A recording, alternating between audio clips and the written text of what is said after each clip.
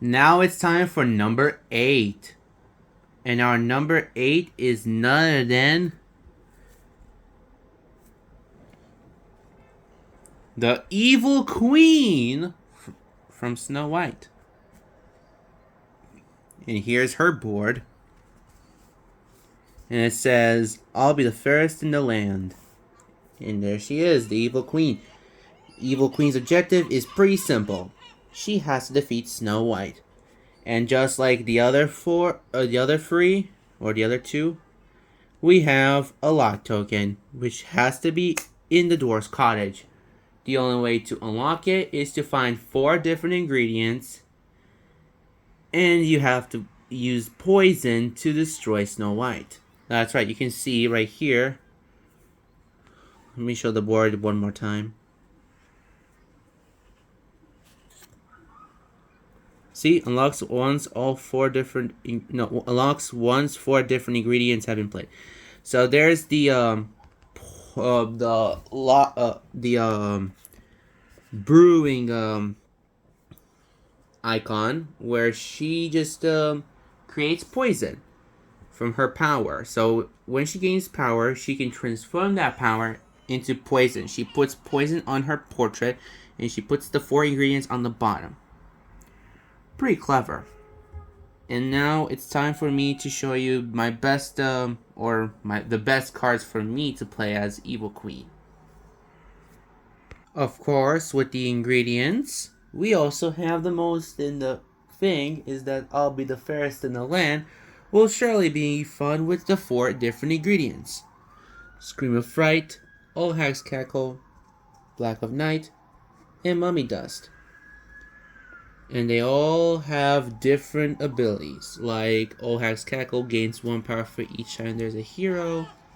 Scream of Fright chooses moves a hero with a strength of 3 or less to an adjacent location. A Black of Night performs 1 available action at the same location you are. Again, even if you already performed that action this turn, you cannot use the Black of Night to perform fate actions. So that means if you're at the mine, you can just gain 3 more power or play another card action. Mummy Dust is when every time you fate, action targets the Evil Queen. Before her next turn, she can take 1 power from the supply and add it to her poison. Once the Evil Queen has all 4 of her different cards, or should I say 4 different ingredients, she can unlock the area called the Dwarf's Cottage, and that is it. She unlocks the area, and now she can try to find Snow White to defeat her using the poison. Speaking of Evil Queen, here are some of the other cards that I usually like playing as her, like the Magic Mirror, where you can try to each time when the Evil Queen gets fated, she draws a card, and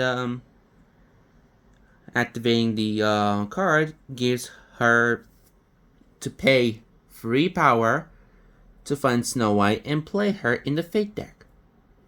The Throne does the same, actually is a bit different. Take 1 power from the supply that you have and add it to your poison. So you just create 1 little poison there. The box, if you activate the box, you gain 1 power for each hero in your Fate discard pile, to 3 power in total. This is a bit useful, but only into the Fate pile. Here's the best one of them all, Take a Bite. It's the only way to defeat heroes. Just like Ursula, Evil Queen does not have any vanquish actions. I think I said it right. I don't know, I'm just saying. Yeah, so Evil Queen is basically just like another villain who cannot use vanquish actions. But other than that, she is basically choosing a hero at Evil Queen's location. They have to pay the poison. That's right, the supply of power and poison are different, so do not confuse them. I mean, I'll show you again the portrait again. This is where you put your poison. This is the ingredients, and your supply, you can put it somewhere here separate. But always put the poison on the portrait so that way you can actually understand where your poison is. So yeah, choosing in the Evil Queen can actually just use that specific card to simply vanquish someone. You have to pay the amount of cost of a hero's strength, and they'll actually vanquish. There's also Alfixia. You may perform one action by a hero that's covered by that location that you're wearing. You're wearing, I meant to say, sorry. You're wearing. So basically, just open it like this, and there's like some 2 actions there, and there you go. And there's the Huntsman, who is the only ally that the Evil Queen has. The Huntsman, it gives the heroes at his location -1 strength, and using the activating power, he can move. So he just moves in any location or an unlocked location. There's also a condition that I really like, which is Jealousy. When someone gains free power, I can play Jealousy, and the Evil Queen plays Jealousy, and you can take 1 power from the supply and add it to the poison. Pretty nifty if you're asking me. And those are the cards that I actually do like playing as the Evil Queen. There are some more, but I feel like these are the most important in my personal opinion. I feel like the Fate deck is going to be big, isn't it, right? Not really. There's only these 7 that I consider the most dangerous. I mean, Dog Lily's the most, I think, because he's the one who has to be more dangerous than the others. I feel like Doc is... Yeah, this is Doc. He has to be first defeated, so basically you cannot defeat any other heroes without defeating Doc. That's the first problem. Then there's Sleepy, where Sleepy is also doing a fake action. He has to play both of the cards that you drew. So that is another problem here. Woodland creatures can be a bit risky, but if the Evil Queen has a good set of cards, she has to reveal a card, and then you choose to discard a specific card. I recommend do Take a Bite, because, Take a Bite is basically the main source. So that's what Woodland Creatures does. I already talked about Sleepy. I already talked about Doc. Happy is very dangerous. You lose poison equal to the number of heroes in realms. So you can lose up to 8 because of Snow White and the 7 dwarfs. Lost First Kiss, yeah, let me get it. Evil Queen loses 1 poison. Choose a hero from Evil Queen's Fate, discard pile, and put it on top of their Fate deck. So basically, not only lose 1, but you can end up with Dog, Sleepy, or Happy again. So that's why I put it as a dangerous card. Wishing Well makes it worse because she loses an extra poison.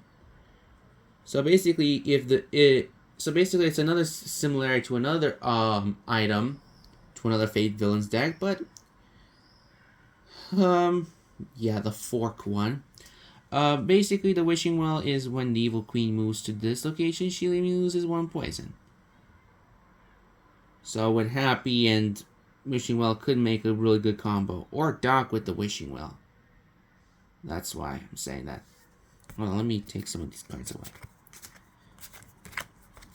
Alright, now we have Snow White, the main one of them all. And Snow White can only be played at Dwarf's Cottage, even if it's locked.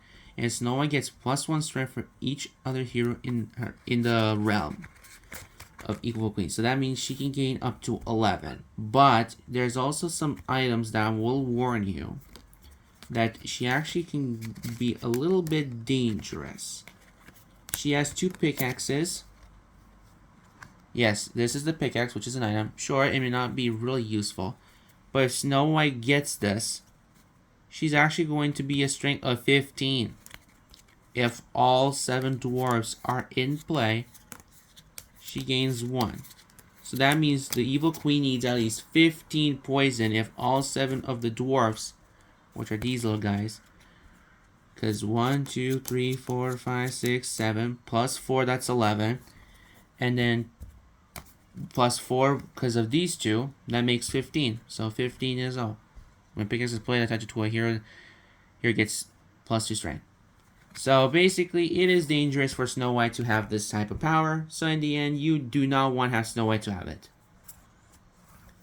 And that's why you need to use her poison immediately, because otherwise she's going to try to toast you up. And that's why Evil Queen is number 8. Also, just realized about Happy is that Happy you can lose up to 8 poison if all the heroes are in place. So Happy can be very dangerous too, in reality. So that's why I forgot to mention that again. I kind of am a goof up sometimes. It's time to shook up the hook for number 7, because our number 7 is the Smee Screamer. You guess why I said the word Smee Screamer.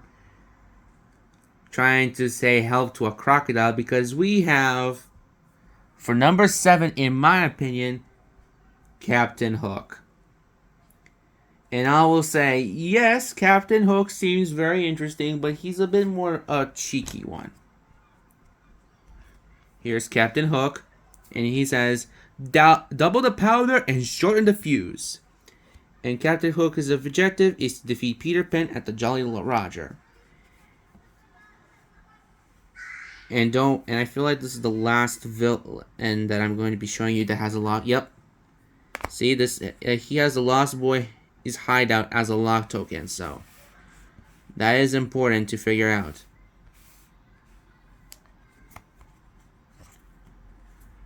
So there you go. There's Captain Hook. Oh yeah, I forgot. No introduction of evil versions of the first 4, which are Ursula, Captain Hook, Maleficent, and Prince John. So yeah, that's why. This is just the worst takes at all versions of those 4. Alright. With that thing out of the way, it's time to talk about Captain Hook. So Captain Hook was actually one of those he first was like a messy character, but then I actually realized he was kind of fun to play as. Sure, I understand Peter Pan being in the fate pile is a bit different, because you don't know who's in the bottom of the deck, you don't know who's on the top of the deck, you don't know who's over that deck, vice versa. I actually understand that, but he's just being in the deck randomly. As for Captain Hook's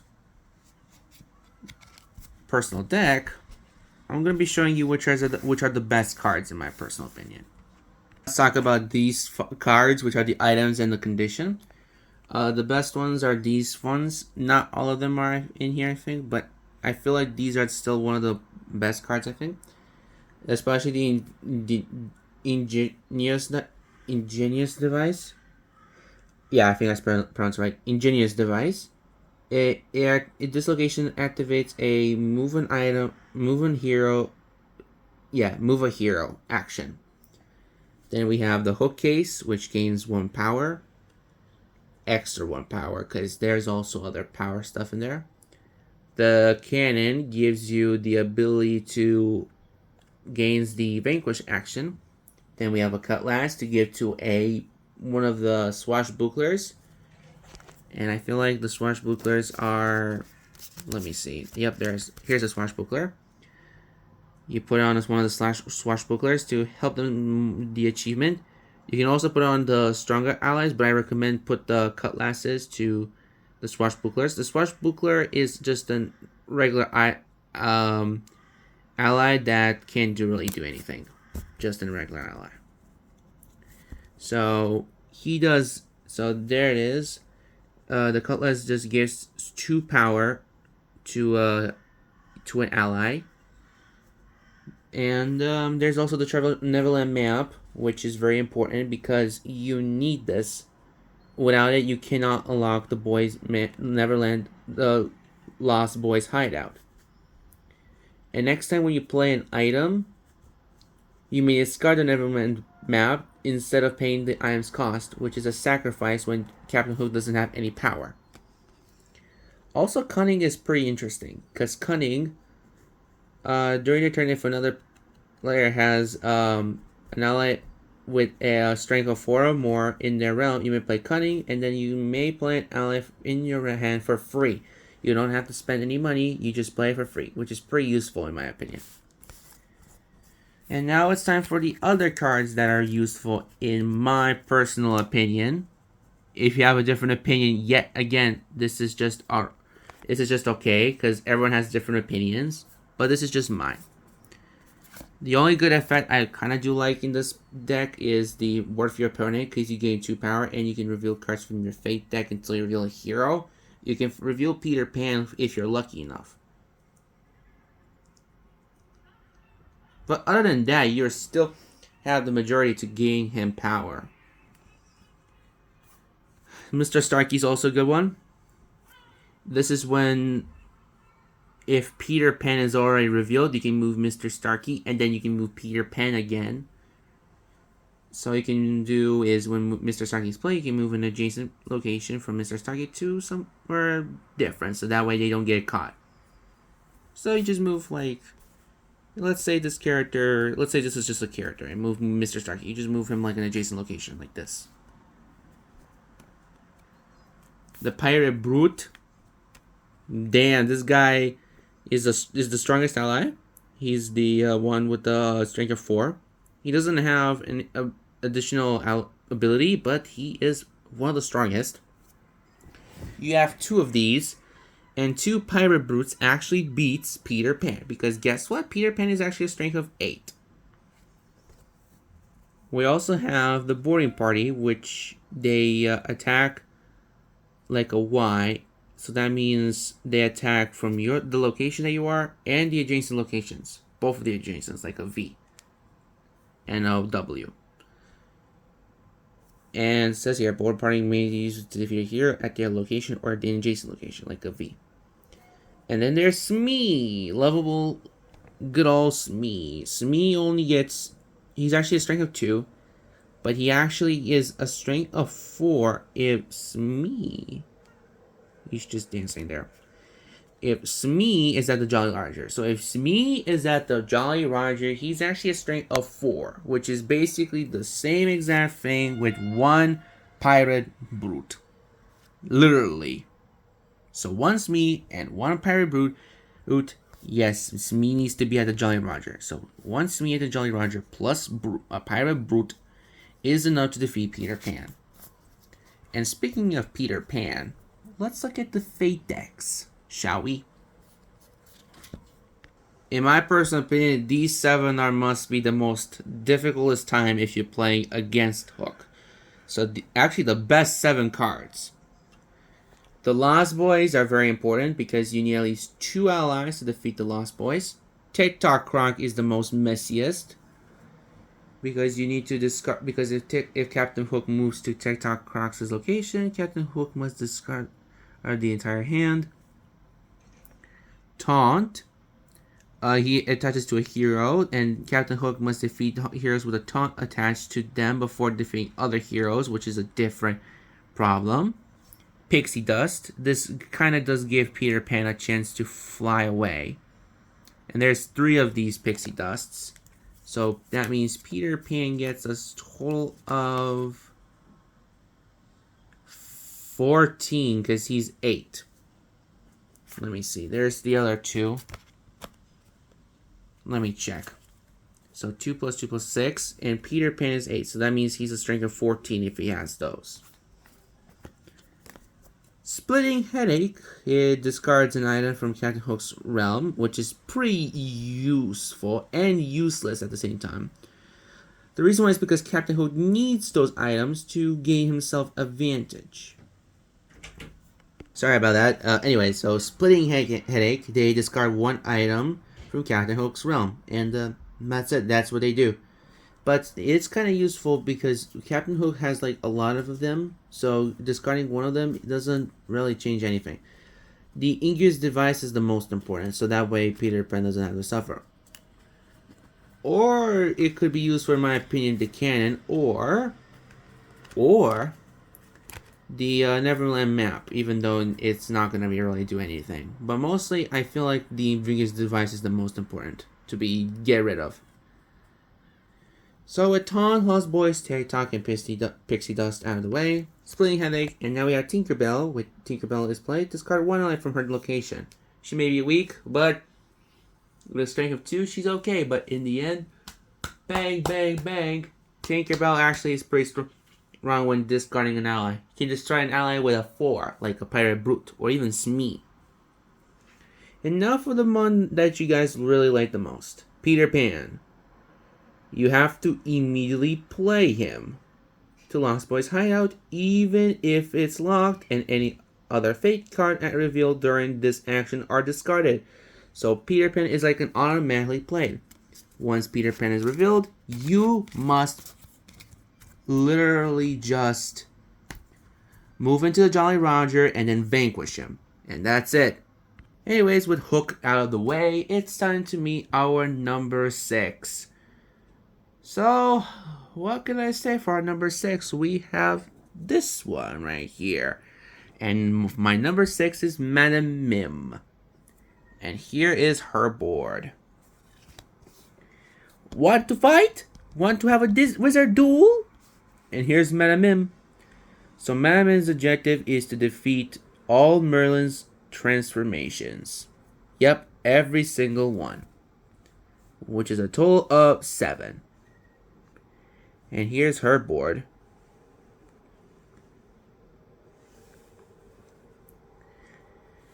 She also has a different unique deck. Like, she has her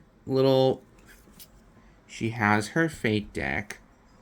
She has 2 different sets. She has the Merlin Transformations, which is a different set, because it has Merlin's face on there, and her own Fate deck. So, I'm going to be showing you the best sets for Madame Mim, in my personal opinion. She's actually really fun to play as. Madame Mim. So, yeah, this is it. Madame Mim defeating all Merlin's transformations. And, want to fight? Want to have a wizard duel? That's actually pretty interesting for her, because she never had this scenario. I think I've already seen mostly of these villains, but what can I say? It's just who they are. So now let's focus on the cards that I usually play as Madame Mim. You already probably know what this is. Yeah, I always play these transformations ASAP. It's also the main objective. So we have Chicken Mim, Rattlesnake Mim, Tiger Mim, Purple Dragon Mim, Fox Mim, Crocodile Mim, Rhinoceros Mim, and Elephant Mim. And they all gain vanquish actions. Yep, actually vanquish actions. And here's the thing. You vanquish Merlin transformations. Chicken Mim does on Caterpillar Merlin. Rattlesnake and Tiger Mim both go on Mouse Merlin. Purple Dragon Mim goes on Goat Merlin. Fox Mim goes on Rabbit Merlin. Crocodile Mim goes on Turtle Merlin. Rhinoceros Mim goes on Crab Merlin. And Elephant Mim goes on Walrus Mim. And yeah, this is the reason why I use most of these. They have their own strength and also their own objectives and costs and also power. So these are just being what they are. So with the transformations out of the way, I'm also going to be showing you the Merlin transformations next. Because why not? Go Merlin, Caterpillar Merlin, Walrus Merlin, Turtle Merlin, Mouse Merlin, Rabbit Merlin, Crab Merlin. Here they are. So go Merlin again. Purple Dragon Mim, Caterpillar. So go with Purple Dragon, Caterpillar with Chicken, Walrus with Elephant, Turtle with Crocodile, Mouse with Tiger or Rattlesnake, Rabbit with Fox, and Crab with Rhinoceros. Trying to speak a little bit faster, but I don't mind. So yeah, these guys are just Merlin being transformed. And now it's time for the other cards from Madame Mim that I actually do like. These are the 5 cards that I usually use as Madam Mim. Sure, I may sometimes use this card too, like I'm Not Cheating, where you have to look at the top 2 cards of Merlin's Transformation deck and then return them top, top of the deck with the Merlin Transformation deck in any order. So basically, just draw 2 cards from the top of Merlin's Madam Mim's deck, which are these blue things, and you draw 2 of them, and you can arrange them into any order, and you can look at them by themselves. I don't really use this, but sometimes only if it's a warning. So that's why I'm saying I'm Not Cheating could be a possible, but not really. Sometimes. But I always play these cards kind of mostly of the time. Like As Big as a House condition, where if someone gains 2 or more power, I gain 2 power as well. Like Madam Mim gains 2 power. Wizard's Duel, draw the top card from the Merlin Transformation deck and play it to the dueling ground. Magnificent Marvelous Mad is also a good one, because you can shuffle your discard pile and put it back into your deck. I'll Make the Rules is a very forcible one. If you have like 1 transformation left, you can immediately defeat this one to win the game. To defeat any Merlin transformation in Madam Mim's realm. And then there's also the Wizard Battle of the Wits, where you can draw 4 cards from the deck and discard 4 cards from your hand. This is very useful for finding transformations. And yes, this is pretty much used for as often.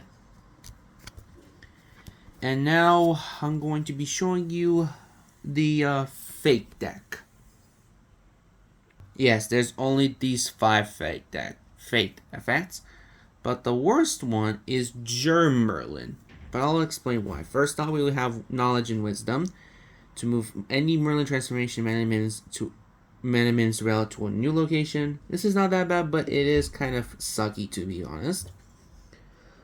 Academies, you draw a Merlin transformation and play it to the same location as another Merlin transformation in Madam Mim's realm. Shuffle the previous played Merlin transformation, which is the current one, and in that location, back into the Merlin's deck. So basically, you put it back. Bird Arthur, Madam Mim discards her hand and draws 2 new cards. And then we have Merlin, the second worst card if you're playing as Madam Mim. And second best if you're against Madam Mim. Randomly choose 1 card from the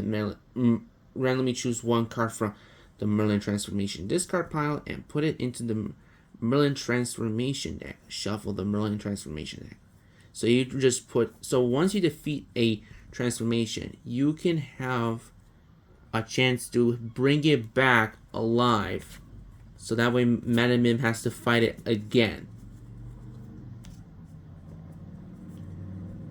It sounds so harsh, but it's also kind of helping Marlin out and not Madam Mim.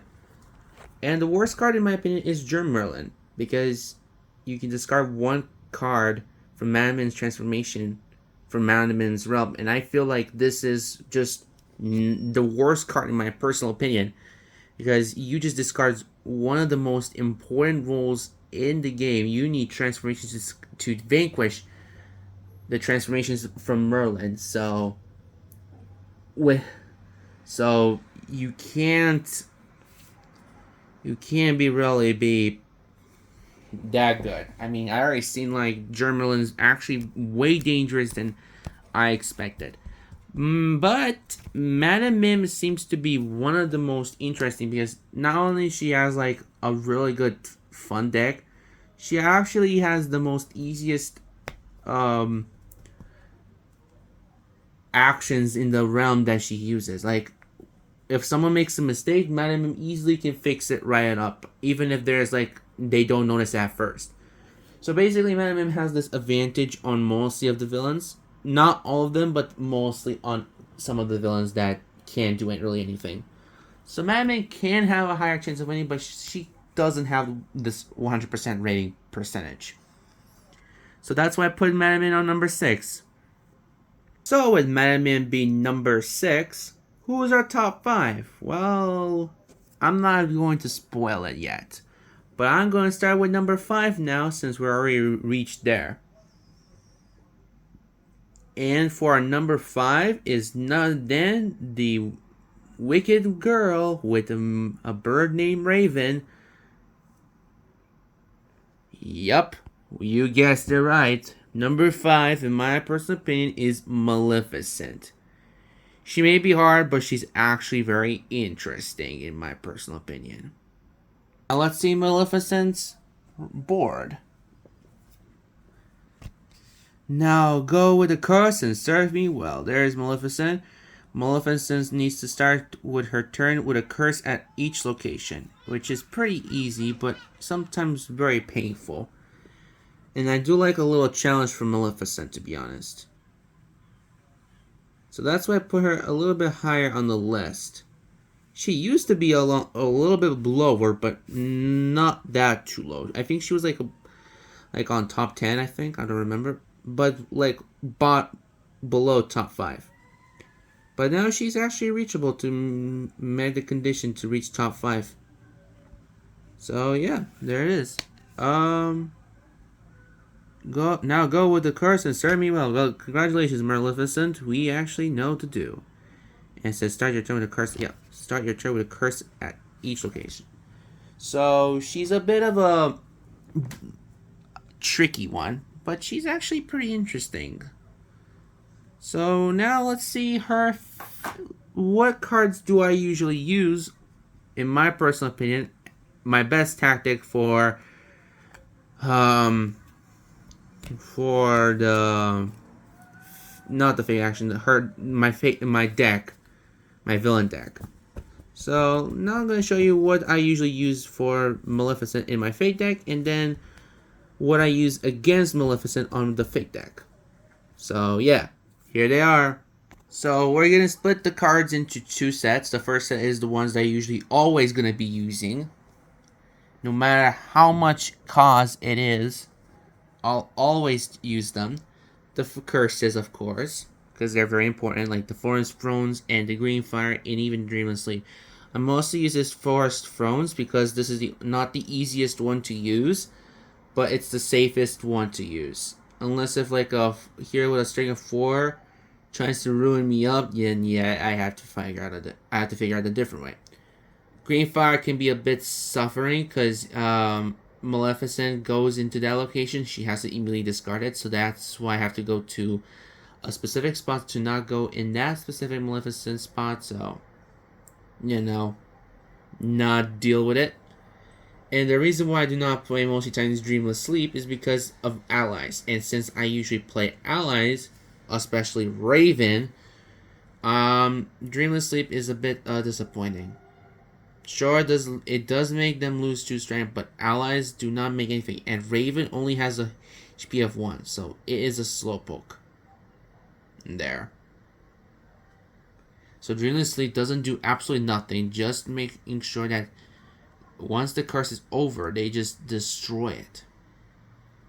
Vanish is also very important, because on the next turn, Maleficent doesn't have to move to a new location.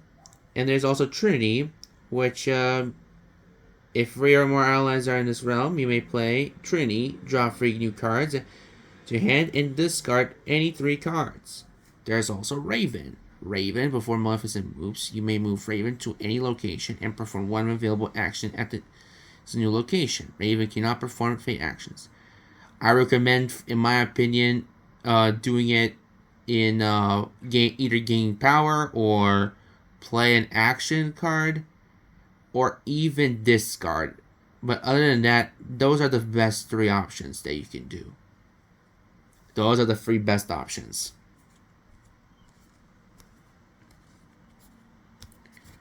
Now it's time for the other cards that I will show you. They're the ones that sometimes I use them, sometimes I don't. The 3 of allies that she has, sometimes I use them, sometimes I don't. Sometimes I use the staff, sometimes I don't, and sometimes, but rarely, use the spinning wheel. Of course, the Savage, which is the Raging Goon, I think. The Savage Goon does not do absolutely anything, it's just a strength of 4. The Sinister Goon, which is the Evilish Goon, gains 1 strength if there is any curses at his location, which it could be pretty nifty. So he gains 4 or 5, depends on it. And there's also the Cackling Goon, which is the laughing ones, I think. He gains 1 strength for each hero at his location. So basically, if a cackling goon the cackling goon gets +1 strength for each hero at his location. So he gains a bit of power, but his only purpose is to defeat a specific character. That's it, only one. And that person, I think there is going to be is Fauna, I think. Yeah, Fauna. But that's it. He can still help the other two, but he's the weakest. The staff, if Maleficent at his location, the cost of playing an effect or curse is reduced by 1 power, which is useful. So if you're at this with the location with the staff, you pay -1. Spinning wheel is spent for 1 power and placed on a location, and if a hero is defeated at that location, gain power equal to the hero's strength -1. So that means if you defeat, let's say, if the hero has a strength of 5, then you only gain 4 power because this says -1. So that means 5 minus 1 is 4. So basically you only gain 4 power. Speaking of Fauna, here she is. When Fauna is played, you may discard Dreamless Sleep from her location. And the Cackling Gloon is the only one who can actually when 1 Cackling Gloon is enough to beat Fauna. Because she's a strength of 2, the Cackling Gloon is a strength of 1, but since if she's at the location, he gets 2, and it's enough to vanquish her. So, yeah. 1 Cackling Gloon with Fauna is enough to be defeated. Literally. But yeah, with these 2 here, and with these 2 there, it's time for the Fate cards that I usually play as, well, you guessed it, Maleficent. And here are the cards I usually use if I'm against Maleficent. Guards and Prince Philip are the dangerous ones, in my opinion. And Aurora and King Stephen, but mostly Prince Philip. Because guards, you need at least 2 allies to vanquish the guards. Then we have Prince Philip. You may discard all his allies from his location. Recommend doing this to discard the Raven and the Savage Goon. Aurora, or when there's a lot of allies stacked. Aurora. You have to reveal, when Aurora is played, you have to reveal the top card of Maleficent's Fate deck, and if it's a hero, you have to play it. Otherwise, return it to the top of the deck. So she can actually gain 2 heroes at once. Here's King Stephen. King Stephen is played. You may move Maleficent to any location. It is kind of risky, but he is also another one of those heroes that can destroy. Yes, can destroy the thrones. The Sword of Truth is played attached to a hero with no other attached items. That hero gets 2+ strength, and the cost of playing a curse in this location is increased by 2 power.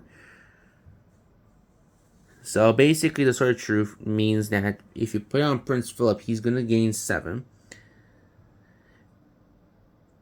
And you can't put 2 Swords of Truth, so you only put on 1 person.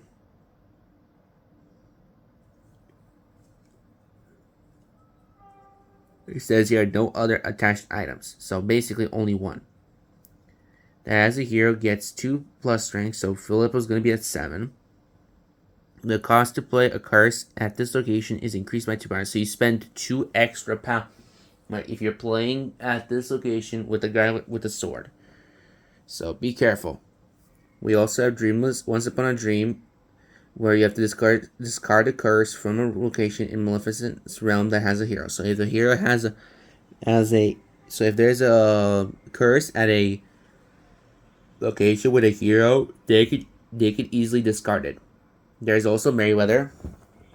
Merryweather is a very different one. Curses cannot be played to Merryweather's location, so you have to be very careful where you put with Merryweather. And there's also Flora. When Flora is played, Maleficent must reveal her hand, which is very suffering because people can now see what her cards are. Until Flora is defeated, Maleficent must play with her hand revealed. So that means you have to defeat Flora to make sure that Maleficent has her cards unrevealed. This is a really good advantage for Flora because people can use Flora as a shield to see what tricks does Maleficent's villain deck has. Also, warning: Prince Philip, Aurora, King Stephen, and Merryweather, those four, are the only ones to be careful with if you're playing as Maleficent. These four are very, very dangerous if you play this card right here, Forest of Thrones. If you play Forest of Thrones and one of these four heroes reach here, then the Forest of Thrones gets discarded, which is a pain in the butt. So be careful who you're playing as, because if Maleficent has form of the curse, Forest of Thrones, these four heroes can destroy it. So watch out who you're playing as. And with that, Maleficent is number 5 in my personal opinion. She's okay. She actually has a really decent deck of cards. Overall, she's just not average. She's actually pretty good. It could have been better, but it's still pretty good. I mean, I think it's only fair she's really good because mostly of the other villains are just trying their best, right? Well, yes indeed. Yes indeed.